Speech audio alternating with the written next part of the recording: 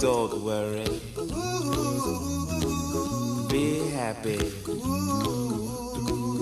Don't worry, be happy.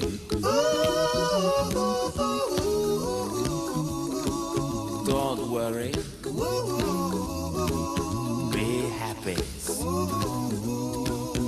Don't worry, be happy.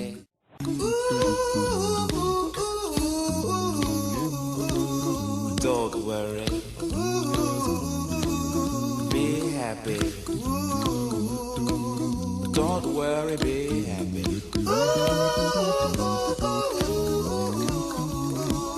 Don't worry, be happy. Don't worry, be happy. Bienvenue chers auditeurs de Psycho-Perso, l'émission qui fait du bien. Et aujourd'hui, j'ai le plaisir de recevoir Valérie Lagriffoul, qui, mon Dieu, a bien quelques cordes à son arc et elle va nous parler de tout ça, car elle est coach de vie, elle pratique la PNL et l'astrologie et tout ça pour notre bien-être. Et donc, Valérie, je pense que le mieux, c'est que tu te présentes à nos chers auditeurs. Eh bien, bonsoir Vanessa, merci de me recevoir ce soir dans ton émission. Je suis ravie de participer. Donc, alors, qui je suis? Bon, tu l'as dit, je suis Valérie Lagriffoul. Alors, qui est cette Valérie Lagriffoul? J'ai 46 ans et à dire, effectivement, mon parcours est plutôt atypique. Hein, comme toi, un parcours atypique, tout à fait. Donc, on se rencontre là-dessus. Je viens du monde de la finance, puisque j'ai travaillé 15 ans dans les banques et les sociétés de gestion. Oui. Et je me suis sentie bien à l'étroit. Bien frustrée d'une ambiance difficile avec des relations humaines à couteau tiré. Et j'ai fait des prises de conscience qu'il y avait énormément de souffrance dans l'entreprise autour de moi. Et c'est à ce moment-là, il y a une douzaine environ 12-13 ans, que j'ai commencé à me former dans le but bien particulier, c'est de devenir coach. Pour accompagner les personnes. Alors bien sûr, j'ai pas eu cette idée comme ça du jour au lendemain, devenir coach. Il y a beaucoup de gens qui veulent devenir coach.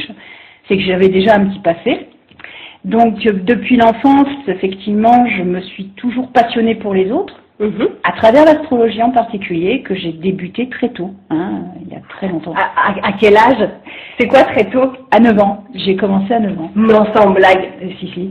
Et qu'est-ce que tu as fait à 9 ans en astrologie? À 9 ans, j'ai commencé à m'intéresser aux signes des gens et à faire des regroupements. Je m'étais particulièrement rendu compte que les Gémeaux avaient des points communs. J'avais 3 Gémeaux autour de moi. J'avais mon institutrice, une de mes tantes et mon papa. Et je m'étais amusée à poser des questions, à les écouter. Je dis quand même, c'est étrange, il y a des regroupements. D'accord. Et en fait, c'est en m'intéressant aux gens que l'astrologie a pris tout son sens. Parce que je parlais avec des grandes personnes et je leur demandais leurs signes. Et puis j'ai mon petit cerveau de 9 ans qui a fait des regroupements.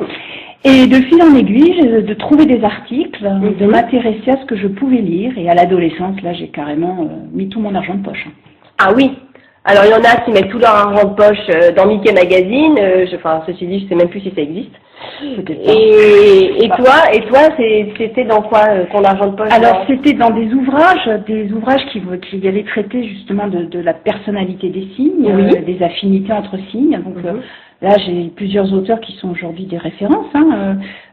Joël de Gravelaine, Michel Curcio, c'était vraiment pour moi des maîtres. Et donc j'ai dévoré et le plus tôt possible je me dis il faut que j'arrive à monter un thème par moi-même. Donc j'ai également acheté des ouvrages, des éphémérides pour apprendre les bases et ça a été d'y aller sans j'ai oublié, j'ai l'impression que ça fait partie de moi tellement c'est ancré. Voilà. Donc, mais ça n'a pas suffi parce qu'à un moment donné, quoique on peut, j'y consacre aujourd'hui plus de 10 heures par jour à l'astrologie, donc on peut tout à fait être nourri par ça, il n'y a aucun problème. Mais ça suffisait pas, j'avais besoin d'autre chose. Je voulais une structure, je voulais mieux communiquer, je voulais mieux comprendre les gens parce que déjà certaines personnes, l'astrologie, ne veulent pas en entendre parler, donc il faut les respecter aussi. Tout à fait. Donc il faut avoir des réponses aussi pour les personnes qui n'ont pas envie d'entendre parler de ces choses-là. Et le coaching, en tout cas la PNL, à un moment donné est rentré dans ma vie et m'a paru également approprié pour mieux aider, mieux comprendre, d'abord moi-même, mon environnement proche, et puis après, bien sûr, les gens que je rencontrais. Voilà. Alors, j'ai une petite question, mais à toi de me dire si tu veux y répondre tout de suite ou si tu veux parler de ça un peu plus tard. Qu'est-ce que la PNL? Ah, mais je peux t'en parler tout de suite. Alors réponds-nous tout de suite, Valérie, qu'est-ce que la PNL? La PNL, un nom barbare de programmation neurolinguistique, qui aujourd'hui a une quarantaine d'années, qui est né aux États-Unis dans début des années 70 sur un campus américain, et qui est l'œuvre, le modèle, puisque c'est un modèle, de deux Américains, un linguiste et un mathématicien, informaticien, dont John Grindler et Richard Bandler, qui ont eu l'opportunité de travailler sur des enregistrements de grands thérapeutes, parmi les 3 plus grands thérapeutes des États-Unis, et peut-être même au monde, Milton Erickson, Virginia Satir, une thérapeute familiale systémique, et Fritz Perls, à qui on doit la gestalt thérapie. Et ils se sont rendus compte qu'en ayant tous les trois techniques différentes, ils arrivaient tous les 3 à avoir des résultats exceptionnels avec leurs patients, indépendamment de la technique. Ça veut dire que c'était pas la technique qui jouait. Ils se sont rendus compte qu'ils avaient une façon de communiquer qui était exceptionnelle, et ils ont modélisé cette façon de communiquer. Et ainsi, ils ont créé la PNL. Voilà. D'accord, très bien. Donc la PNL n'est absolument pas une théorie, c'est un modèle, elle emprunte tout ce qui est efficace, tout ce qui fonctionne, tout ce qui nous sert à changer les choses, à être, comment dirais-je, voilà, dans l'efficacité, un petit peu pragmatique, il faut le dire, puisque les PNListes ne s'intéressent pas au pourquoi, donc des choses, mais à comment aller mieux, à comment faire pour changer, à comment arriver à atteindre ses objectifs de vie. Donc, fort de cette constatation, ils ont développé leur méthode, ils ont créé un langage de l'efficacité, le métamodèle, le langage de la précision, et en fait, en utilisant une certaine façon de communiquer, on obtient un certain type d'information, on peut aider la personne à aller beaucoup plus loin, et surtout à entrer en elle, à trouver des solutions et des ressources qui lui appartiennent. Et donc du coup, c'est l'outil de coaching par définition, l'outil d'aide. Parce qu'un coach, qu'est-ce que c'est? Contrairement à beaucoup de croyances, un coach n'est pas quelqu'un qui va vous dire ce que vous devez faire, comment vous habiller, ou comment mieux jouer, ou comment marcher, ou comment sourire. Un coach, c'est quelqu'un qui va aller chercher avec vous ce qui est votre façon d'être à vous, ce qui vous correspond, vos ressources, ce qui est exactement bon pour vous et pas du tout pour la voisine. Exactement.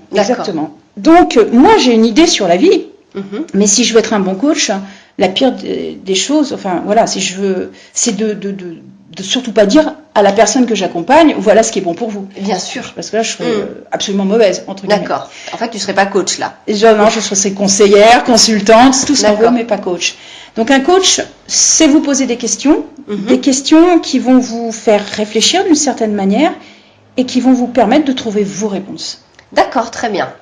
Donc c'est bien parce que comme ça tu as défini la PNL, tu as défini ce que c'était que le coaching.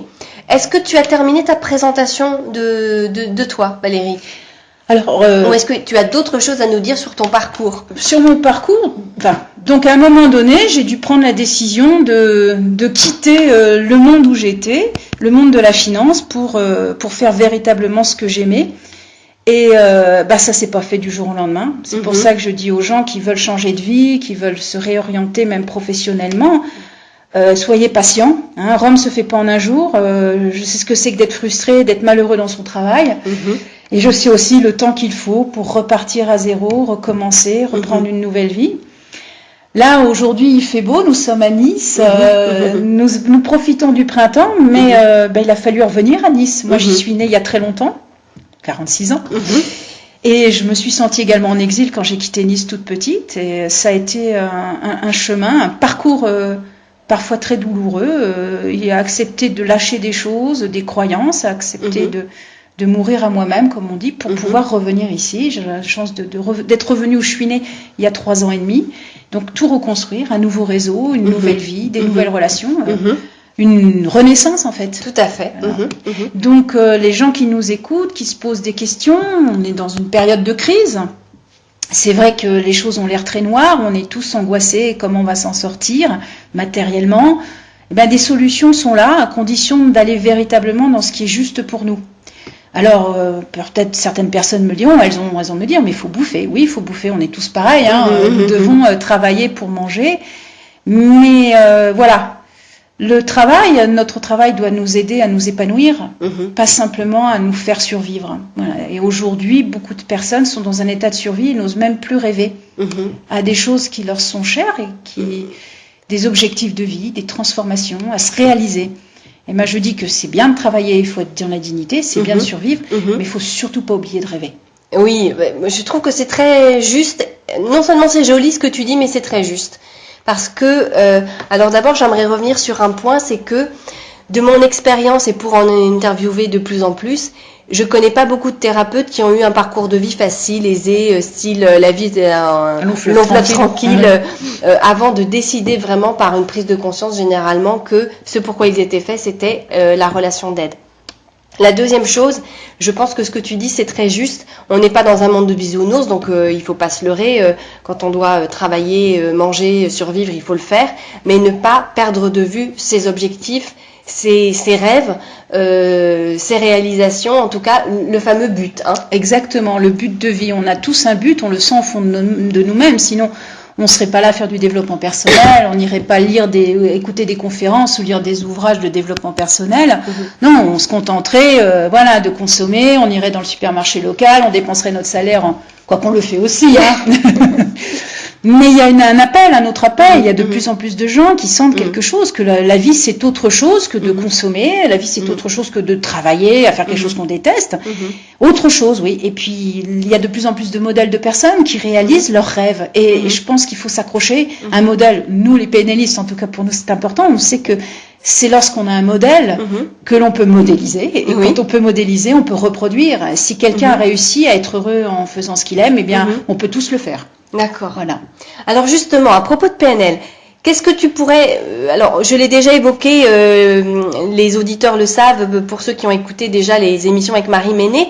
Moi, je crois pas beaucoup au truc. Hein. Je crois plutôt à quelque chose qu'on expérimente et ensuite qu'on applique et qu'on applique vraiment avec une certaine persévérance et une certaine ferveur.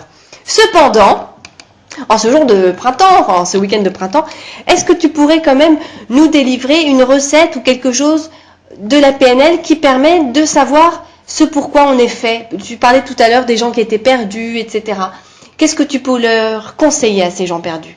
Un exercice, je sais pas. Alors, je sais pas présentement sur les ondes radio en quelques secondes si un exercice de PNL serait le plus adapté. D'accord. Il y a quelque chose qui est du domaine du bon sens, c'est se poser et rentrer à l'intérieur de soi pour être à l'écoute de nos désirs les plus profonds. Alors, je sais que pour avoir accompagné des personnes, ils me disent « mais je sais pas ce que je veux dans la vie ». En général, les gens ne savent plus ce qu'ils veulent, hein. Plutôt vous dire ce qu'ils ne veulent pas. Oui, mais c'est déjà pas mal de savoir ce qu'on veut plus. C'est bien de savoir ce qu'on veut plus, mais savoir que tu ne veux pas aller à Lille ne te dit pas où tu veux aller. Oui, mais moi je pars du principe que c'est déjà pas mal de le savoir. Comme dirait Jean-Jacques Crèvecoeur, ça fait partie de l'opération d'élagage. Hein. C'est-à-dire que d'abord, on élague, on sait déjà ce qu'on veut plus, et bon... c'est parfois mieux de savoir au moins ça que de rien savoir du tout, ni ce qu'on veut plus, ni ce qu'on veut vraiment. D'être entre deux mondes. Voilà. Peut-être. Maintenant, encore une fois, savoir que je veux plus souffrir, que je veux plus être malheureuse, que je veux plus m'emmerder, que je veux plus galérer, ne me dit pas ce que je veux. Et c'est ça qui est important. On est d'accord, mais c'est parce que là, ce que tu me dis, Valérie, manque de précision. Si moi je dis je ne veux plus souffrir, je dirais à la personne, si jamais j'étais coach de vie, oui, d'accord, très bien, mademoiselle, mais vous voulez plus souffrir dans quel domaine et qui vous a fait souffrir, etc., etc. T'es d'accord avec moi? On serait plus spécifique, mais surtout la première question que je dirais à la personne, je dis mais si tu ne veux plus souffrir, qu'est-ce que tu veux à la place? Et ben voilà, donc déjà se demander ce qu'on veut plus et ce qu'on veut à la place. D'accord. Tout à fait. Ensuite. Et ensuite, c'est d'être véritablement. Alors s'il y a quelque chose que moi je conseille. Parfois c'est pas simple, hein, mais c'est de se souvenir ce qu'on voulait faire quand on était petit garçon ou petite fille. Tout à fait. Et ça, on a l'essence en fait de ce que la personne, elle a envie au fond d'elle-même, le désir le plus fort. Alors on dirait que des fois c'est pas facile. Moi, quand j'étais petite fille, je voulais être bonne fée. Ah oui. C'est vrai. C'est vrai. C'est sûr, c'est pas facile. Alors, la baguette magique, depuis j'ai vu Poudlard, j'ai vu Harry Potter, je sais que beaucoup d'autres choses sont possibles aujourd'hui. D'accord. Donc les rêves se prennent réalité. D'accord. Mais en fait, derrière la bonne fée, c'était créer du bonheur et voir les gens heureux autour de moi. Et quelque part, les coachs sont pas tous des bonnes fées, mais en tout cas, je pense que j'ai plutôt bien réussi ma vocation de bonne fée, quoi. Très bien. Et c'est ça en fait. L'idée, c'est ça. Qu'est-ce que tu voulais faire quand tu étais petit garçon? Et peut-être que le petit garçon va dire policier, pompier, Superman. Qu'est-ce que ces trois héros, le pompier, le policier ou le Superman, ont en commun? Mais c'est d'aider les autres, d'être au service de l'autre. Donc nous avons déjà un petit garçon qui dit qu'il voulait être au service de l'autre. Et si son métier aujourd'hui n'est pas un métier de service, donc quelque part il est frustré. Et c'est là où il doit se réorienter progressivement. Donc ce garçon, en effet, enfin cet homme maintenant, il est frustré. Et qu'est-ce que toi tu peux lui conseiller en tant que praticienne de PNL, comme type d'exercice, comment tu procéderais avec lui pour lui faire retrouver un peu plus de bonheur, moins de frustration, donc plus de satisfaction? Comment tu t'y prendrais du coup, Valérie? Alors, nous partons toujours sur un objectif. On ne part pas dans le vide. Quelqu'un vient vous consulter pour travailler en coaching de vie, en PNL ou en n'importe quoi. Nous allons partir sur des objectifs. Je vais lui demander, mais qu'est-ce que tu veux vraiment? Qu'est-ce que vous voulez vraiment aujourd'hui, monsieur? Et il va me dire, je vais être heureux. D'accord, mais concrètement, comment ça va se passer être heureux? Eh bien, je veux m'épanouir dans mon travail, je veux m'épanouir dans ma vie d'homme. Ok. Et à ce moment-là, on va partir avec des sous-objectifs et on va travailler les différents domaines de vie, parce que pour être vraiment épanoui et heureux dans sa vie, il faut équilibrer tous les domaines de notre vie. Très bien. Vie extérieure, vie intérieure. Et donc, nous allons faire un programme ensemble. Et après, bien sûr, il y a des techniques. Évidemment, les fameuses techniques de PNL dont tout le monde parle, parfois décriées, mais quelque part, elles sont très efficaces. Et un petit exemple, lorsqu'on veut retrouver, lorsque moi-même je veux retrouver la sérénité en moi, eh bien, je pratique des auto-ancrages, des choses faciles à faire. Ouh là là, ancrage, auto-ancrage, qu'est-ce que c'est que ça? Alors, un ancrage, eh bien, c'est pas très compliqué, c'est quelque chose de très simple, c'est lié à un point du corps ou même à un son particulier ou une mélodie. C'est un peu la Madeleine de Proust. Tu te souviens, la Madeleine de Proust, quand Marcel Proust trempe sa Madeleine et il y a toute son enfance qui revient. Voilà. C'est un ancrage olfactif ou gustatif, on appelle ça comme ça. Ou une odeur de vanille qui nous rappelle les bons moments, lorsqu'une grand-mère nous faisait des gâteaux à la vanille ou des choses comme ça. Ce sont des ancrages très forts. Eh bien, on peut le pratiquer sur soi, en conscience. Par exemple, prendre mon pouce ou ma paume de ma main et de me dire, ben voilà, je veux me sentir sereine. Eh bien, je vais retrouver un moment dans mon histoire, un moment de paix, de sérénité. D'accord. Je vais me mettre en condition, je vais me souvenir de ce moment de sérénité. Ça peut être un moment au bord de la plage, on a tous un petit moment comme ça, un moment où on était très très bien. Et je vais appuyer tranquillement à l'endroit que j'ai choisi sur mon corps et je vais associer ce point de mon corps à cet état, cette émotion de sérénité. Donc, la première chose, c'est de trouver le souvenir. Trouver l'émotion qu'on veut surtout. Ah oui, d'abord. Donc, d'abord, trouver l'émotion. Donc, sérénité, le calme, la paix. La joie. La confiance en soi. Ensuite, on cherche le souvenir où on a senti cette émotion, cette sensation. Oui, absolument. Ensuite, troisièmement, on se met en condition de le ressentir à nouveau, c'est-à-dire on passe pas juste le souvenir en revue, tu dis, hein, on rentre dedans. On rentre dedans. On respire, on prend bien le temps de se centrer, de le faire venir en soi, de le sentir en soi, de retrouver vraiment, puisque c'est une capacité de notre cerveau de revivre les choses par la mémoire. Tout à fait. De retrouver cet instant-là. Et quand on sent qu'on a cette sérénité en nous, à ce moment-là, on appuie. D'accord. Sur l'endroit qu'on a choisi. Sur l'endroit qu'on a choisi. Le poignet. Le poignet, d'accord. Ou y associer un mot. Ou encore, moi j'avais entendu dire, on peut aussi fermer le poing. Tu peux, tout à fait. On peut fermer le poing. Tu peux, effectivement. Donc là, on en est, à notre 4e étape. Et ensuite, qu'est-ce qu'on fait? On garde ce point fermé, puisque tu as choisi le point, Vanessa, tu gardes ce point fermé, tout en prenant le temps d'être en contact avec ta sérénité. Tout à fait. Et à un moment donné, tu lâches l'encre. D'accord. Mais donc je desserre le point. Exactement, tu desserres ton point. Mais il faut vérifier maintenant que ça a marché. Ah oui. Donc, je retourne au travail, je suis dans une condition de stress et d'angoisse, et qu'est-ce que je fais? Eh bien, tu te souviens que tu as mis ton encre dans ton poignet. Tu refermes ton poignet. Et normalement, si tu as bien travaillé, tu dois instantanément ressentir cette sérénité qui revient. Non, sans blague, ça marche pour de vrai, là, ce que tu dis? Essaye. Allez, on y va. Ne me crois pas, essaye-le. Mais tu sais bien qu'ici, je suis l'avocat du diable. Il a de la chance, le diable. Donc, moi, je voudrais retrouver un peu de confiance en moi. Voilà. Alors, as-tu dans tes souvenirs, Vanessa, un moment où tu t'es sentie particulièrement en confiance? Et là, tu me regardes en faisant la grimace. Je cherche. Mais sais-tu que notre cerveau est créatif et qu'il ne fait pas la différence? Ah si. J'ai trouvé, ça y est, je l'ai. Ça y est, donc j'ai mon souvenir. Alors, je te propose de retourner dans ce souvenir, de fermer les yeux ou de les garder ouverts, comme tu veux, et de rentrer dans cet état, dans ce moment, dans cet état de confiance.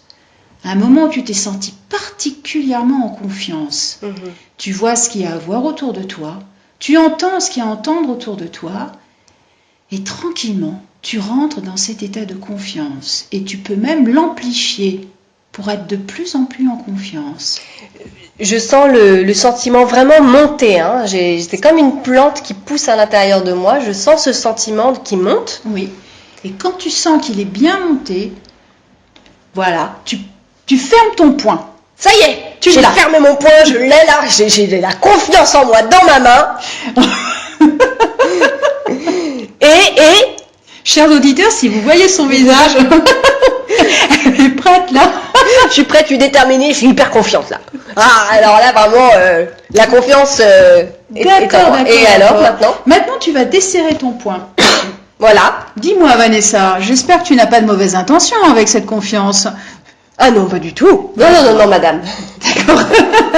On vérifie que il n'y a pas d'inconvénient. Bien sûr. L'écologie, c'est très très important. Tu nous en reparles après? Donc on termine l'exercice. Tout à fait. Bon, maintenant, je retourne donc au travail. Je te propose d'abord de tester ton encre. Est-ce qu'elle a bien marché? Ah ben c'est ça que je voulais faire, d'accord. Referme ton poignet maintenant. Est-ce que tu la sens monter, la confiance? Oui, en fait, moi j'ai l'impression que c'est pas mécanique, c'est-à-dire c'est pas juste je ferme mon poignet, parce que je ferme mon poignet plein de fois dans la journée quand... Oui, mais à cet endroit-là, tu as ancré, tu as mis un lien, tu as créé un lien entre un point physiologique et un ressenti, un état interne, comme on dit nous. D'accord. Donc du coup, tu as lié les deux. Oui. Et à chaque fois, et plus tu appuieras ici, plus tu ressentiras cet état de confiance. Et maintenant, si en même temps de la confiance, tu as besoin, je ne sais pas moi, de la sérénité, de la joie, tu peux au même endroit réimplanter, ancrer sérénité et joie. D'accord. Comme ça, au même moment, dans la journée, tu peux appuyer pour avoir les trois états à ta disposition. Mais quand tu dis refermer le poing, ça suffit. Tu penses que l'acte mécanique suffit vraiment, ou est-ce que tu penses qu'il faut que j'ai en tête l'idée d'avoir de ressentir cette confiance quand je ferme mon poing? Si ton encre a été correctement posée, tu n'as même pas à te poser la question. Tu refermes ton poignet et automatiquement tu ressens les choses, tu ressens les émotions monter. Tu vas ressentir l'arbre comme tout à l'heure. Très bien. Bon, bah écoutez, ça m'a l'air d'être assez simple. Hein. On va tester ça cette semaine, voire même le plus vite possible, peut-être même dès ce soir. Je vous invite vraiment, auditeurs, à, quand on a la chance d'avoir un expert, donc là, ce soir, c'est Valérie, qui vous donne un petit truc. Si vous avez envie, et uniquement si vous avez envie, je vous invite à le pratiquer tout de suite. Parce que plus tôt on pratique, plus tôt on expérimente, et plus le cerveau se met en condition d'être dans le bien-être. Tout à fait. Voilà. Absolument. Et plus il s'habitue à être dans le bien-être, plus on a envie de continuer à aller dans le bien-être. Exactement. Et moins on a envie de retourner dans la souffrance. Dans la souffrance. Plus, en fait, votre cerveau s'habitue, enfin, plutôt, plus vous... Bon, j'arrête de bafouiller et je vais maintenant faire peut-être bafouiller Valérie, puisque tu nous as dit tout à l'heure que certaines techniques de la PNL étaient parfois décriées. Oui. Est-ce que tu peux nous en dire plus sur peut-être cette polémique alors? Alors, polémique, je ne sais pas, parce que c'est toujours pareil, lorsqu'une technique, surtout lorsqu'elle vient des États-Unis, là, ça fait une 40aine d'années, arrive, il y a toujours des gens pour dire oui, ce sont des outils de manipulation, et on a beaucoup incriminé la PNL comme un outil pour manipuler les autres. Oui, moi aussi je l'ai entendu ça. Voilà, je l'entends encore souvent, Et effectivement, on peut manipuler, mais on peut manipuler les gens avec n'importe quoi. Sincèrement, je pense pas que c'est soit l'outil en lui-même qui est le responsable, mais c'est l'état d'esprit de la personne qui veut au départ arnaquer, manipuler, tromper. Maintenant, vous allez dans certains supermarchés, vous vaporisent, vous savez, de la viennoiserie, des odeurs de viennoiserie. Alors ça, si c'est pas de la manipulation, pour vous faire manger n'importe quoi, et effectivement, on manipule l'essence des gens. Alors, l'idée, c'est plus on a la connaissance de notre fonctionnement, la PNL nous aide beaucoup, plus on devient fort et on est capable de se défendre de toute tentative de manipulation, c'est le cas de le dire. Quoique, même en étant expert, on peut se laisser avoir. Et ça m'est arrivé il y a quelques mois, au téléphone, quelqu'un qui voulait me vendre une assurance, elle m'a eu à l'usure, et quand j'ai raccroché le téléphone, je dis, mais là, elle m'a complètement... Elle m'a alors, Valérie, c'est qui le maître en PNL là? Alors justement, une fois mais pas deux, ça sert l'expérience, donc j'ai rattrapé le coup. Il n'y a pas eu, entre guillemets, de dommages collatéraux, mais je dis, ils ont vraiment des techniques de vente qui sont très au point, et même les personnes formées peuvent se faire avoir. Mais bien sûr.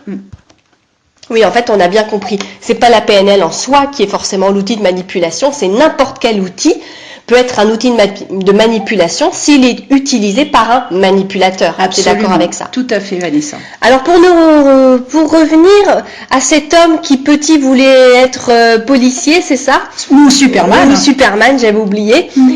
Qu'est-ce que tu pourrais lui proposer d'autre?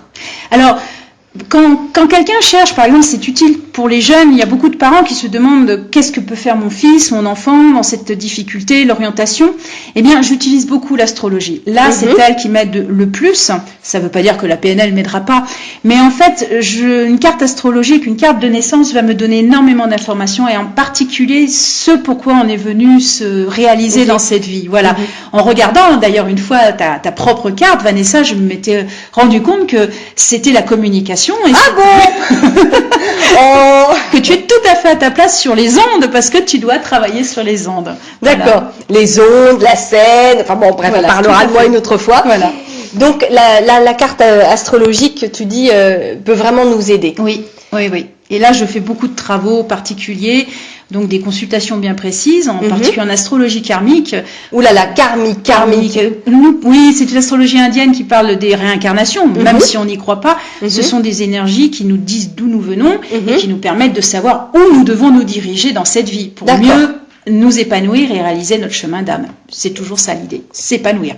Et quelle est la différence entre une astrologie karmique et une astrologie plus traditionnelle? Alors, les traditionnels... Dans la pratique, parce que là, tu as répondu par la définition, mais dans la pratique. Dans la pratique, l'astrologie traditionnelle ne s'occupera pas des nœuds lunaires, peut-être des rétrogradations, des choses comme ça, ou en tout cas ne les traitera pas de la même manière. L'astrologie karmique va s'intéresser donc au réservoir de vie antérieure, aux expériences passées, va aider la personne qui est en face donc à les dépasser, à les sublimer, et à se réapproprier des choses qui ont été hypothéquées, et puis se réaliser à travers un potentiel qui est là, latent. Voilà, donc ça va être un travail de coaching aussi, grâce à ça. Super. Donc en fait, tu as vraiment avec toi des outils de PNL, donc d'astrologie, donc de cartes du ciel, etc. Et avec ça, tu te sens vraiment armé, j'ai envie de dire, c'est pas très joli, mais pour aider les gens à trouver soit leur vocation, soit être mieux dans leur vie. Être mieux dans leur vie ou aborder un passage délicat à un moment donné. D'accord. Alors Valérie, du coup, comment est-ce qu'on fait pour te contacter, pour avoir une consultation avec toi, ou peut-être tu as d'autres activités dont tu voudrais nous faire part? Alors je fais des ateliers, je donne des cours, donc je donne des cours d'astrologie dans une association à Nice. Je donne également des ateliers, je fais également des ateliers de PNL dans l'association MAAT à Nice. Dans le Vieux-Nice. Dans le Vieux-Nice, un dimanche par mois. Donc là, on a commencé en septembre, on va jusqu'en juillet. Donc on recommencera en septembre normalement et effectivement, toutes les personnes qui ont envie de se joindre à nous un dimanche par mois sont les bienvenues. Oui. Et dans les cours d'astrologie, je fais également des choses par moi-même à la maison, des consultations en individuel. Donc, mon numéro de téléphone, on peut me joindre au 06 09 36 84 03 Valérie Lagriffoul. Je suis à Nice, je consulte à Nice, où on peut venir me voir sur mon profil, sur ma page Facebook, Valérie Lagriffoul. Voilà, je n'ai pas de site internet encore. Pas encore. Très bien. Voilà, un jour peut-être. Eh ben écoute, merci beaucoup Valérie. Donc page Facebook, ton numéro de téléphone, tu l'as donné à l'instant. Oui. Et puis bah voilà, de toute façon, si les auditeurs ont des questions, ils passent par VIP Radio Online et puis j'espère qu'ils te retrouveront facilement. Lagriffoul, Lagriffoul. Chers auditeurs, avec cet ancrage, cet auto-ancrage qu'on vient d'expérimenter, je vous souhaite une absolument délicieuse quinzaine et je vous retrouve très bientôt avec un nouvel invité. C'était Psycho Perso, l'émission qui fait du bien sur VIP Radio Online. Au revoir.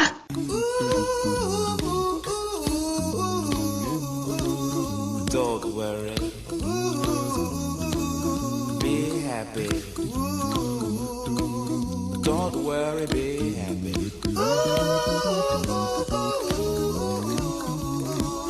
Don't worry. Be happy. Don't worry, be happy.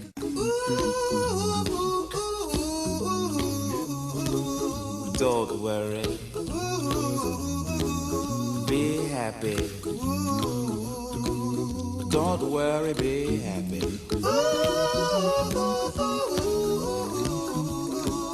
Don't worry. Be happy. Don't worry, be happy.